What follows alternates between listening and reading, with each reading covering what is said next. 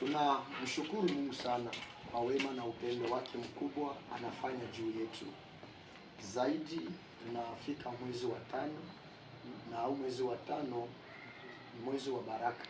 Zaidi leo naongelea kuhusu familia ama jamaa. Najua kuna jamaa mingi sana walipokuwa wapo pamoja, walikuwa na nguvu, walikuwa na uwezo na walikuwa na kila kitu, na kila familia yote iliyosimama juu yao walipata kuwaweza.